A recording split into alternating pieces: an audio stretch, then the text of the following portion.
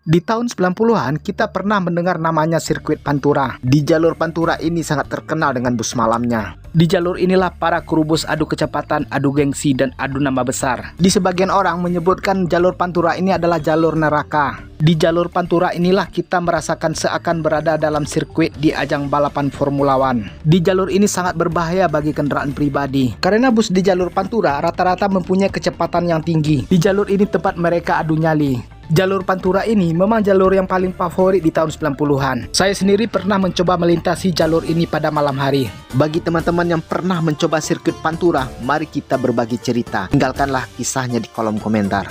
Di jalur inilah kita harus ekstra hati-hati. Karena di jalur ini kita sering berpapasan dengan bus malam. Kalau melintasi jalur ini kita harus mempunyai adrenalin yang tinggi. Bus di jalur Pantura terkenal dengan kecepatannya. Dia berani menyalip dalam kondisi apapun. Bahkan berani menyalip dari sisi kanan dan kiri kendaraan yang akan dia dahului. Rata-rata sopir bus pada saat itu mempunyai tipikal pembalap seperti Michael Schumacher. Disinilah PO Sinarjaya terkenal dengan kecepatannya. Di jalur Pantura ini PO Sinarjaya sering adu cepat dengan PO-PO lainnya. PO Sinarjaya juga mempunyai rival abadi seperti Dedi Jaya dan Dewi Sri. Tidak hanya itu, PO Sinarjaya juga mempunyai teman balap yang lainnya seperti PO Bus Sahabat, Bineka, Setia Negara, dan Luragung Jaya. Di jalur Pantura lah tempat sirkuit balapannya. Jalur Pantura pun bak seperti sirkuit Laguna Seca. Gaya balap PO Sinarjaya memacu adrenalin kompetitornya. Tak jarang terjadi kecelakaan di jalur Pantura tersebut. Jalur Pantura termasuk jalur yang mempunyai angka kecelakaan yang tertinggi. Tidak hanya ke Cirebon, bahkan juga sampai ke alam kubur. Dengan banyaknya bangkai bus berada di polsek sepanjang jalur Pantura.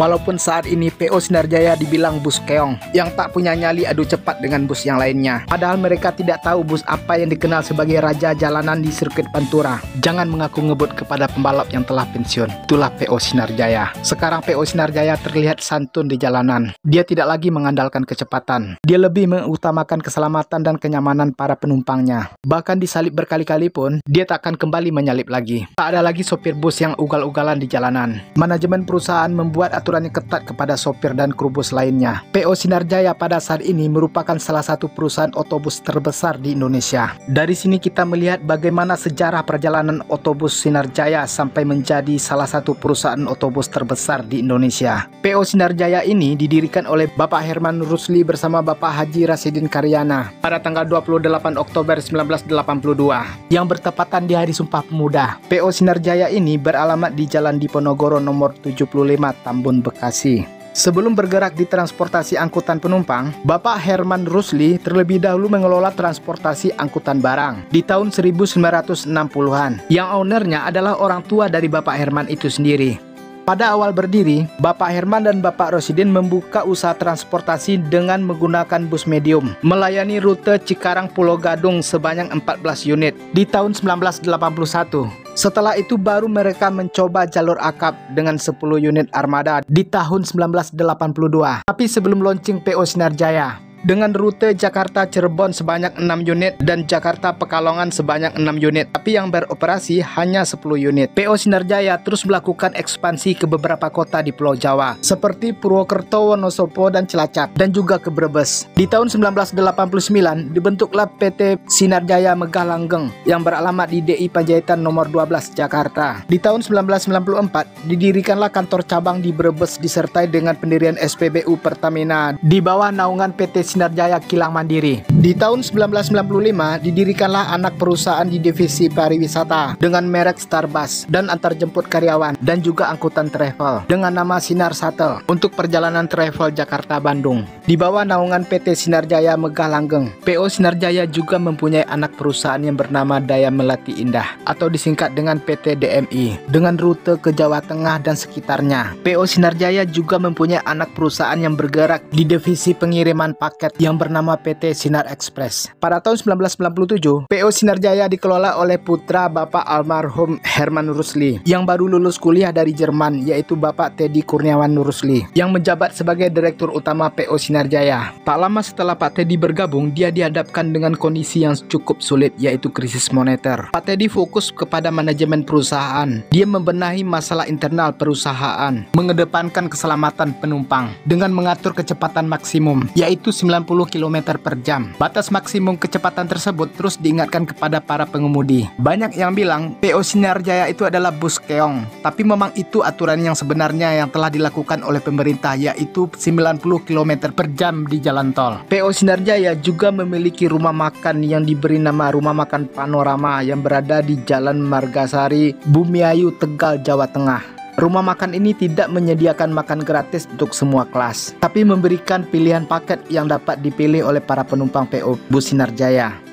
PO Sinar Jaya berhasil merubah paradigma masyarakat dari bus balap atau raja jalanan menjadi bus yang nyaman, terjangkau, dan terpercaya. Para founder mengawasi langsung kinerja sopirnya yang sedang bertugas dan juga diberikan pelatihan dengan mengundang polisi dan dishub untuk mengubah stigma raja jalanan. Cara demikian pun cukup ampuh. Bahkan sekarang gelarnya berganti dari raja jalanan menjadi bus keong dan diberi julukan bus sejuta umat bagi penggemarnya. Tidak ada lagi Sebastian Vettel, Michael Schumacher, Lewis Hamilton, Kimi Raikkonen, atau Fernando Alonso yang membawa PO Sinar Jaya di jalur Pantura. Tapi sekarang jalur Pantura tidak seramai dahulu setelah adanya tol Trans Jawa. Pada tahun 2010, PO Sinar Jaya Group mendirikan toko suku cadang spare part di bawah naungan PT Sinar Jaya Prima Niaga. PO Sinar Jaya benar-benar memberikan kenyamanan kepada para penumpangnya. Bahkan pernah viral, PO Sinar Jaya hanya membawa penumpangnya satu orang dari Jakarta ke Surabaya tanpa ditransit.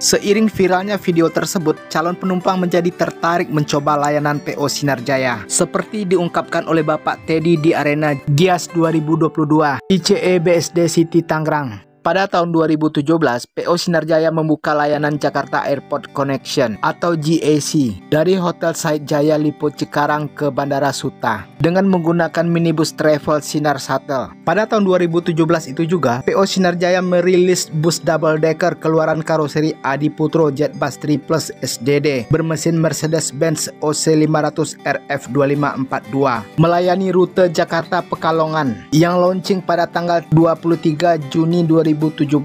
Pada tahun 2018, PO Sinar Jaya bekerja sama dengan aplikasi Dribus yang berasal dari India untuk melayani rute GAC ke Bogor, Bekasi, dan Bandung. Pada tahun 2019, PO Sinar Jaya adalah bus yang pertama mengoperasikan Switch Class yang merupakan kelas kasta tertinggi pada saat itu. PO Sinar Jaya mendapatkan penghargaan peringkat 1 Wahana Adigata Nasional di tahun 2020 untuk kategori kelas ekonomi, mengungguli PO pensiunan pembalap lainnya seperti PO Selamat Sugeng Rahayu dan PT Eka Mira Prima Sentosa, yang sama-sama kita tahu kedua PO ini mantan pembalap dunia akhirat yang menjadi rival abadi sampai saat ini. Tapi lain dulu, lain sekarang. Saat ini mereka lebih mengutamakan kenyamanan daripada kecepatan. Kembali ke PO Sinar Jaya. PO Sinar Jaya adalah PO bus yang mendapat penghargaan terbanyak di Indonesia. Bahkan juga mendapatkan rekor muri di Indonesia dengan kategori penghargaan terbanyak untuk transportasi angkutan darat. Penghargaan PO Sinar Jaya tidaklah sedikit. Antara lain, PO Favorit Kapolda DKI Jakarta tahun 2003, PO Terbaik Provinsi Jawa Barat tahun 2004, PO Pelayanan Terbaik Lebaran dari Menteri Perhubungan RI tahun 2005, 2007, dan 2017, PO Akap Terbaik dari Menteri Perhubungan RI tahun 2008, 2009, 2011, dan 2016, Penghargaan Wahana Adigata dari Menteri Perhubungan RI tahun 2017, Penghargaan PO Antar Kota Antar Provinsi dengan kelas bintang 5 dari Kementerian Perhubungan RI, Penghargaan PO terpatuh dalam membayar pajak pada tahun 2022. Penghargaan Penyelenggara Angkutan Lebaran Menteri Perhubungan RI tahun 2022.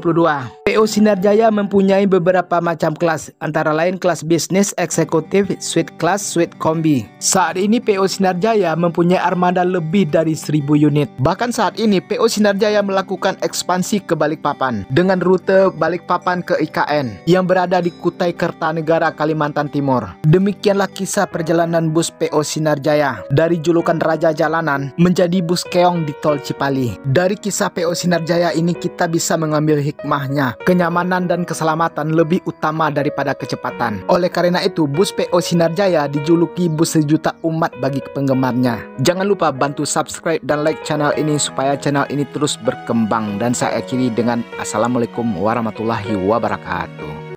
Bye-bye.